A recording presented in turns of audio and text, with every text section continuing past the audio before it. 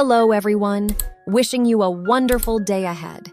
Today, we're diving into a heartfelt Tet story where James visits the small stone house he once gifted to CEO Hung. And what happens there will completely change the way he sees success and family. If you enjoy meaningful stories like this, don't forget to subscribe to the channel so you won't miss any of our upcoming videos. The morning air carried that unmistakable Tet feeling, a mix of excitement, nostalgia, and something quietly sacred. Inside their home, sunlight filtered through the curtains as Tu Diep carefully arranged a simple yet elegant Tet gift basket on the wooden table. There were traditional cakes, a box of premium tea, candied fruits wrapped in red paper, and a neatly folded envelope tucked discreetly inside. She adjusted the ribbon one last time, tilting her head slightly as if judging whether it looked heartfelt enough. "Do you think this is too simple?" she asked softly. James looked up from the couch where he had been watching their daughter with a faint smile. "It's perfect," he replied. "It's not about how big the gift is." Across the room, Ly sat cross-legged on the floor, tongue slightly peeking out in concentration as she colored a handmade card. The crayons were scattered everywhere. On the front, in uneven handwriting, she had written, "Happy New Year, Uncle Hung and Auntie Tieu." There were stick figures holding hands in front of a tiny house made of gray stones. James walked over and crouched beside her. "Is that their house?" he asked gently. Ly nodded proudly. "Daddy gave them that house, remember? So now it's lucky." He froze for just a second. The memory washed over him. The day he handed over the keys to that small stone house. It hadn't been a business transaction. It had been a gesture of faith, of gratitude, of wanting someone who had fallen to have a place to stand again. Tu Diep noticed his silence. She walked over and rested her hand lightly on his shoulder. "Today," she said softly, "we're not visiting a CEO. We're visiting family."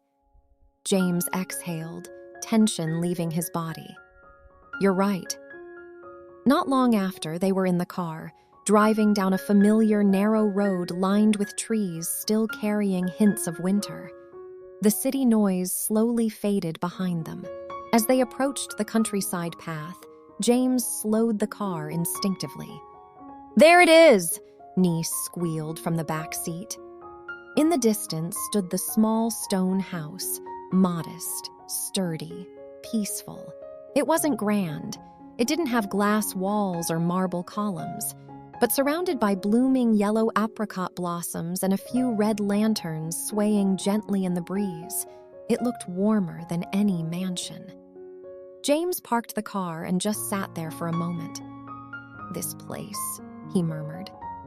"It holds a piece of your heart," Tu Diep finished quietly. He nodded. Before they could knock, the wooden gate creaked open. CEO Hung himself stood there, wearing a simple sweater instead of his usual tailored suit. His sharp business aura was gone. In its place was a relaxed, genuine smile. "You finally made it," Hung called out warmly. Behind him, Tieu stepped forward in a soft-colored ao dai, her expression glowing with quiet happiness. "Happy New Year," she said, clasping her hands together. Ly ran up first, stopping just in front of them and bowing politely. "Happy New Year, Uncle Hung, Auntie Tieu. I wish you lots of health and lots of smiles." Hung burst out laughing, bending down to height. "What about lots of money? Don't you want us to be rich?" Ly thought for a second. "You already are." Everyone paused, then laughed. Tieu took the handmade card from Ly's small hands. As she opened it, her eyes softened. "You drew our house," she whispered. "Daddy said houses need love to stay strong," Ly replied seriously. Hung stood up and looked at James. "She's smarter than both of us." Inside, the stone house felt even warmer. The space was small but thoughtfully arranged. A wooden table sat in the center, decorated with a simple tet tray. On the wall hung a framed photograph, the moment James handed Hung the keys months ago. The image captured something raw, humility, gratitude, and a second chance. James noticed it immediately. "You kept it." "Of course," Hung answered. "This house isn't big, but it's where everything started again." They sat down together. Tea was poured. The steam curled between them like quiet memories. Hung leaned back slightly. "You know," he began, looking at James, "when I moved here, I felt stripped of everything. Titles, power, pride, but in this house, I rebuilt something more important." James listened carefully. "I rebuilt clarity," Hung continued. "I realized I don't need to dominate every market. I don't need to win every niche. I need stability, purpose." James raised an eyebrow slightly. "That's not the Hung I used to know." Hung smiled. "Exactly." Across the room, Tu Diep and Tieu were sitting near the window, watching Ly play with red envelopes she had already collected. "It's quieter here," Tu Diep said softly. Tieu nodded. "At first, I thought I was giving up something, but living here, I finally feel like I'm breathing." She glanced around the room. "There's no pressure to impress anyone, no endless dinners, no competition." "And Hung?" Tu Diep asked gently. "He still dreams big," Tieu admitted, "but now he dreams differently." Back at the table, Hung refilled James' tea. "I've been thinking about 2026, he said carefully. James gave a small laugh. "Of course you have." "There's a project I want to start," Hung continued. "It's not flashy. It won't dominate headlines, but it's solid, sustainable." James leaned forward. And I don't want to do it alone." There was a pause. Outside, Ny's laughter echoed in the small yard as she chased a falling blossom. Hung met James's eyes. "This time, it's not about proving who's better. It's about building something that protects what we care about." James didn't answer immediately. He looked through the open doorway toward his wife and daughter. The sunlight caught Tu Diep's profile as she smiled at Ny. For a moment, everything felt incredibly simple. Success used to mean expansion, growth, visibility. Now, sitting in a small stone house decorated with red lanterns and laughter, it felt different. "Let me ask you something," James said slowly. "If this project fails, what happens?" Hung shrugged. "Then we still have this." He gestured around the house. "A roof, peace, people who stay." James studied him carefully, searching for traces of the old ambition-driven CEO. Instead, he saw steadiness. Ny suddenly ran inside, jumping straight into James' lap. "Daddy! Auntie Tieu gave me lucky money." "Did you say thank you?" he asked. "Yes, and I said I'll save it." Everyone laughed again.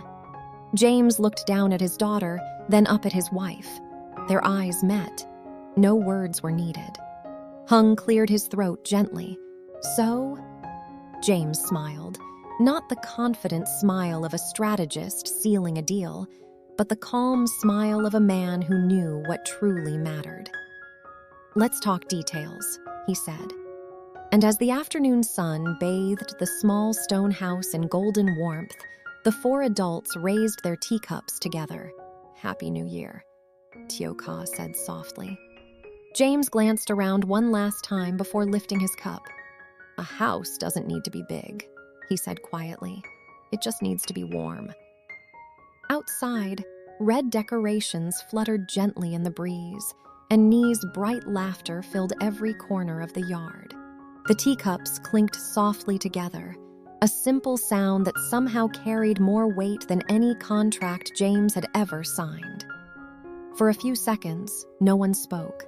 The warmth of the tea, the quiet crackle of incense from the small altar in the corner, and the distant laughter of Ny created a kind of stillness that felt rare, almost fragile. Hung was the first to break the silence. "You know," he said, setting his cup down carefully. "A year ago, if someone had told me I'd be spending Tet in a stone house this size, I would have thought I'd failed." James gave a faint smile. "And now?" "Now," Hung replied, glancing toward Tieu. "I think I was given a second chance." Tieu reached over and gently squeezed his hand. "We both were." Tu Diep watched them with a soft expression.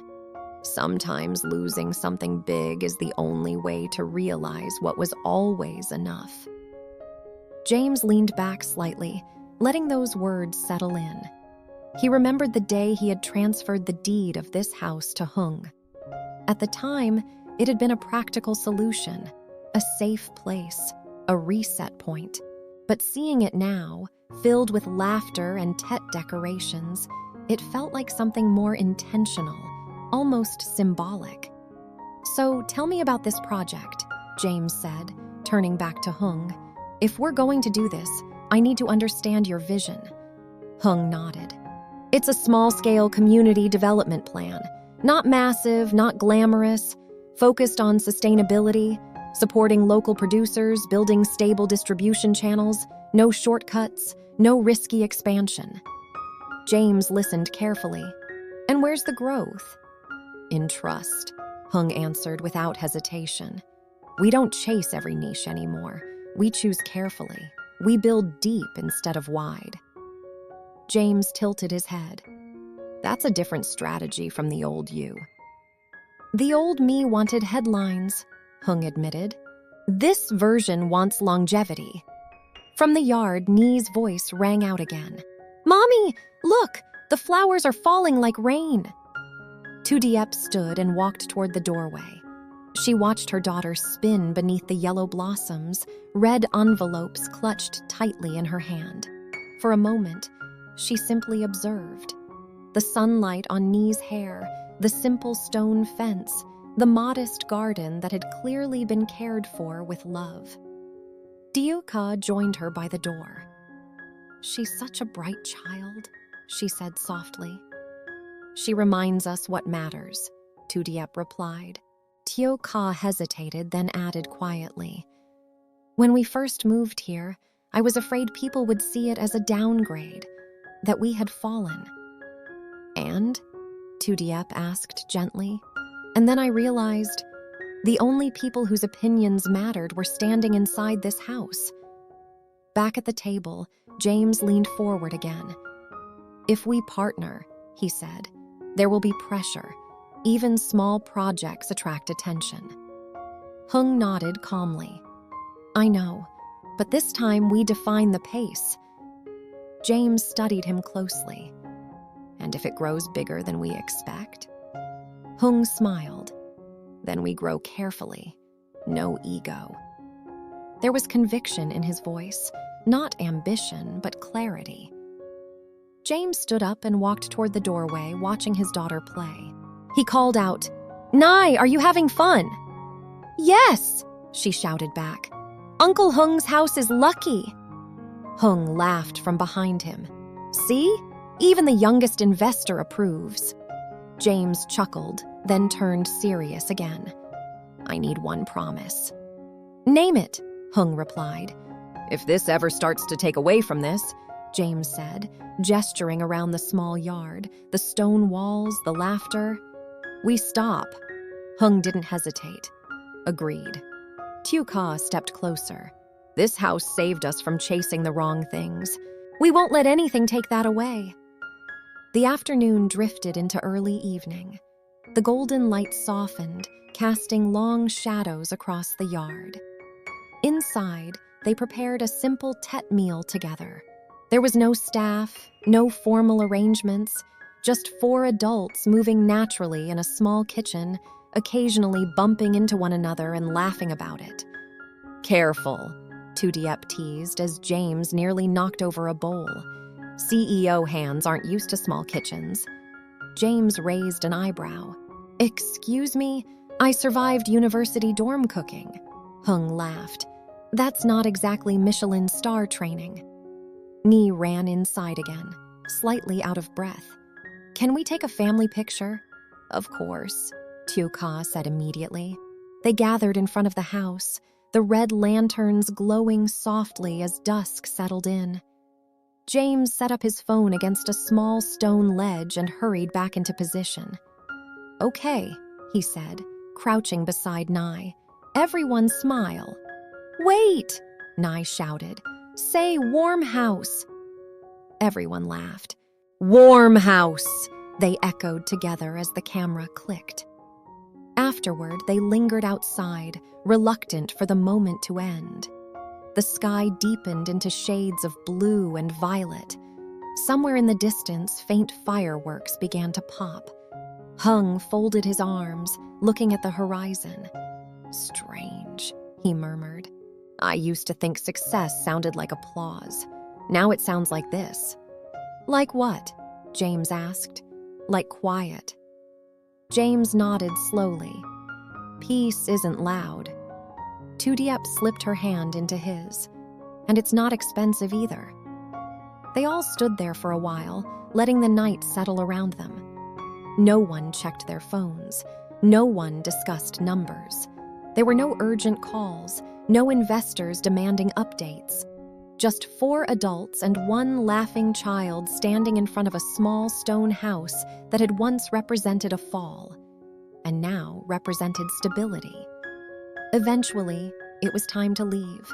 Ly hugged Tieu tightly. "Can we come back tomorrow?" Tieu laughed softly. "Anytime." Hung walked James to the gate. "Thank you," he said quietly. "For what?" James asked. "For believing in me when I didn't." James shook his head. "You rebuilt yourself. I just gave you a roof." Hung looked back at the house. "Sometimes a roof is enough." James glanced over his shoulder at Tu Diep and Ly waiting by the car. The red lantern light flickered against the stone walls. "A house doesn't need to be big," James said again, almost to himself. "It just needs to be warm." Hung smiled. "Then this one is priceless." As the car pulled away, Ly waved enthusiastically from the back seat. The small stone house grew smaller in the rearview mirror, but its warmth seemed to follow them down the quiet road. Inside the car, Tu Diep leaned her head lightly against James' shoulder. "So," she asked softly, "business partner again?" James kept his eyes on the road, a calm expression on his face. "Maybe," he said, "but this time, we build differently." Ly yawned in the back, clutching her lucky money envelopes. Outside, Tet fireworks lit up the sky, bright, brief, and beautiful. Inside the car, there was something even brighter. Clarity. This Tet, James, Tu Diep, and little Ly visit the small stone house James once gifted to CEO Hung and Tieu, a place that quietly transformed their lives. What begins as a simple New Year gathering turns into a heartfelt reunion filled with gratitude, reflection, and unexpected opportunity. Inside the modest home decorated with red lanterns and apricot blossoms, old ambitions are replaced with clarity, and success is redefined through peace and family. Hung shares a new sustainable project idea, not driven by ego, but by stability and purpose. As laughter fills the yard and Ly's innocence melts every barrier, James realizes that true wealth isn't measured in scale or status, but in warmth and connection.